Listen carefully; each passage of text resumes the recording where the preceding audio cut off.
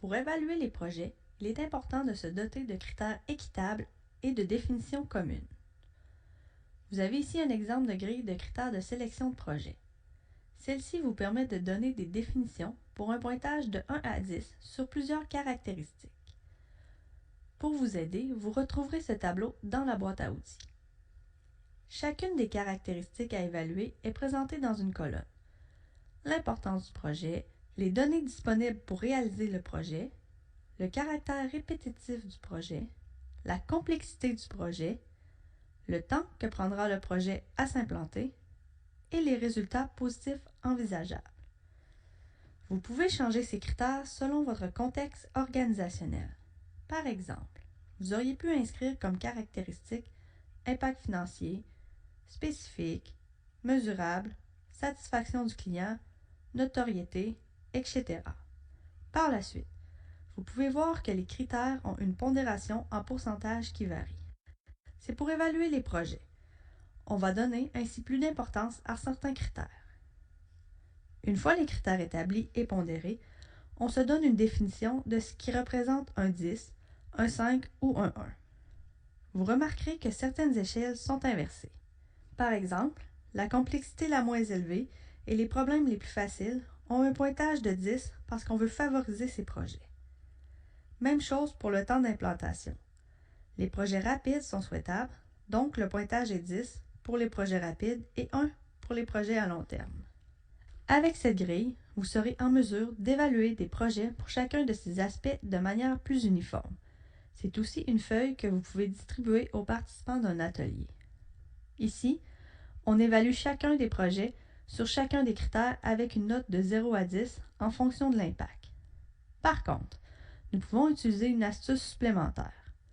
Plutôt que de pondérer chaque critère de 0 à 10, on pourrait utiliser un pointage de 1, 3 ou 9, où 9 étant très important et 1 peu important. L'idée est d'éviter que les notes se tiennent toutes autour de 5-6. En forçant le choix entre 1, 3 ou 9, on devient plus discriminant et les écarts deviennent plus visibles.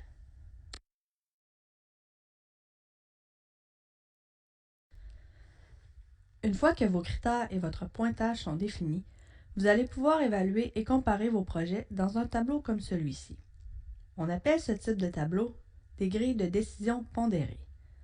Dans celui-ci, les projets sont listés sur chaque ligne. Les colonnes représentent les critères de décision que vous avez définis. Chaque colonne a une pondération en pourcentage en fonction de son importance telle que spécifiée dans votre grille des critères. La somme des pondérations devrait être de 100%. Il faut ensuite évaluer chaque projet et fonction de chacun des critères et lui attribuer un pointage. Par la suite, on multiplie chaque pointage par la pondération du critère et on fait la somme des produits. Le résultat final dans la colonne totale est un chiffre de 0 à 10 qui reflète la priorité du projet. Par exemple, pour le projet X, au critère importance, il faut multiplier 8 par 20%. Ensuite, on répète le calcul pour tous les critères. 7 fois 15%, 5 fois 15%, et ainsi de suite, et on additionne le tout pour un score final de 7,9. Si vous souhaitez vous pratiquer ou l'utiliser, vous retrouverez ce tableau dans la boîte à outils. Celui-ci a été fait en sorte que les calculs se fassent automatiquement. Après toutes ces étapes, vous devriez maintenant avoir une liste des meilleurs sujets de projet. C'est le moment de faire le choix. Rappelez-vous toutefois que ces outils sont des aides à la décision et qu'ils visent à vous permettre de prendre une bonne décision, mais qu'ils ne remplacent pas votre bon jugement. Il serait tout à fait acceptable de choisir un projet avec une pondération de 8,3 plutôt qu'un 8,5. Il ne faut pas s'embarrer dans l'outil.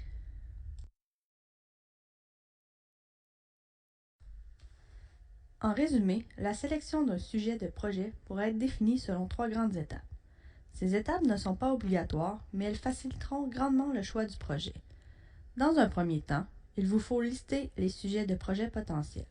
Pour cela, référez-vous aux différentes sources qui sont mises à votre disposition. Vient ensuite la validation des choix de projet avec l'aide de l'arbre de décision vu dans cette capsule. Cela vous permettra d'éliminer les projets moins adéquats. Finalement, il ne vous reste qu'à prioriser les différents projets à l'aide des outils de pondération mis à votre disposition. Ainsi, vous serez en mesure de choisir le meilleur projet pour l'organisation.